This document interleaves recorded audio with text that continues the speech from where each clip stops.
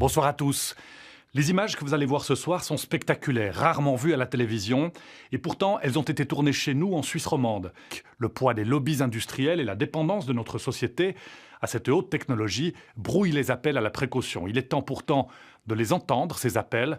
Alors c'est intéressant de faire avec l'abeille parce qu'elle n'a pas ce qu'on appelle des effets psychosomatiques. Elle réagit ou non. La pollution électromagnétique pourrait expliquer des disparitions d'abeilles. La Suisse, elle est bien couverte par la téléphonie mobile. Par exemple, Swisscom a 5500 antennes, grandes antennes pour couvrir toute la Suisse.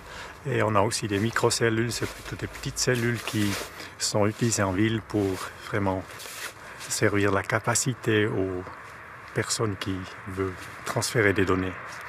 Est-ce qu'on est arrivé à 100% de la couverture de la Suisse habitée aujourd'hui? C'est plus ou moins à 100%, oui, exactement. Ouais.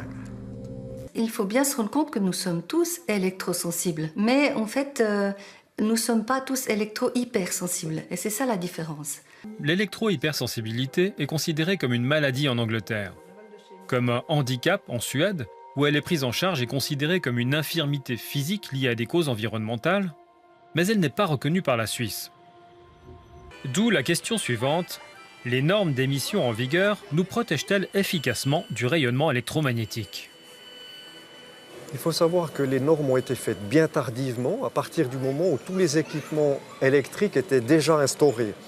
Ces normes ont été établies par l'industrie de manière à avoir des valeurs de rayonnement qui soient acceptables et pour éviter d'avoir des procès. Les normes sont définies non pas pour une protection sanitaire en disant il n'y a aucun effet, il n'y a aucun risque.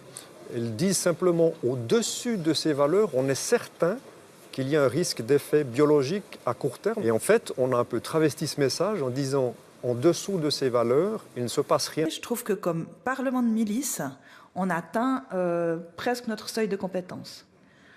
C'est très difficile de juger des effets de ces rayonnements. C'est vraiment une vie qui bascule. Il y a un avant, et puis au cours duquel je m'attendais à rien de tout cela, et puis une césure, et tout à coup c'est la plongée. La municipalité se retrouve donc prise en étau entre le canton et la contestation de ses habitants. Salt va mettre en œuvre ses avocats afin de pouvoir obtenir ce permis de construire malgré la volonté de la municipalité de ne pas le donner. Venu me consulter pour une intolérance au champ électromagnétique. C'est la plus grande série mondiale, 1500 cas examinés cliniquement et biologiquement depuis ces 5 dernières années. Vous avez le rapport Bioinitiative, qui est un rapport qui fait l'état de plus de 3000 articles scientifiques démontrant formellement et que les champs électromagnétiques sont excessivement toxiques, non seulement avec un risque de cancer, mais également avec un risque sur le système nerveux central. Et il y a des maladies telles que la sclérose en plaques pour lesquelles on suspecte très fortement une origine liée au champ électromagnétique. Donc si vous voulez, c'est pour ça que l'électro-hypersensibilité n'est que la partie émergée de l'iceberg. Et c'est toute une pathologie qui gravite derrière ce premier état biologique qu'est l'électro-hypersensibilité. Aujourd'hui, il y a vraiment un début de reconnaissance qui est croissant au niveau de la communauté médico-scientifique internationale. À Toulouse, un tribunal octroie une rente d'invalidité à une femme reconnue électro-hypersensible. Et à Brescia, en Italie, la Cour de cassation exige le versement d'une rente d'invalidité à Innocente Marcolini, un cadre d'entreprise qui contracte une tumeur suite à un usage intensif du téléphone cellulaire. Le plus grand problème que j'ai eu avec cette mésaventure, c'est que cela a changé radicalement ma vie.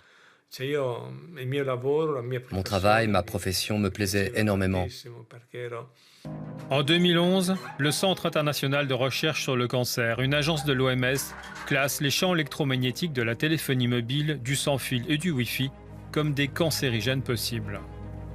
Cette mise en évidence d'un risque de cancer confirme les résultats d'autres études sur l'homme menées en Europe. Études qui ont croisé l'apparition de tumeurs et l'usage intensif du téléphone. Les études financées par l'industrie observent des effets négatifs sur la santé dans 33% des cas. Les études financées par le public observent des effets négatifs dans 82% des cas. Conclusion, les résultats diffèrent en fonction du financement, ce qui jette un doute sur l'indépendance des chercheurs. Scientifiques avec des expertises indépendantes qui montrent qu'il y a un effet, et puis les opérateurs nous sortent d'autres études qui financent eux-mêmes, vous voyez, pour entretenir le doute. On a eu le tabac qui nous a montré qu'il y avait des experts financés par l'industrie du tabac, et maintenant on a plein d'experts financés par les opérateurs de téléphonie mobile, parce que l'argent est roi et notre santé est secondaire. Michel Rivasi se bat activement pour la création de zones blanches libérées des rayonnements électromagnétiques. En Suisse, il n'y en a pas. À l'aube de l'avènement de la 5G, qui nécessitera des capacités de transmission plus puissantes encore, les mises en garde de la communauté scientifique se font toujours plus précises. Certains jugeront peut-être cette prudence excessive, mais il devient toujours plus difficile d'ignorer les effets imputables à cette technologie. Quel prix serons-nous prêts à payer pour continuer à en profiter ?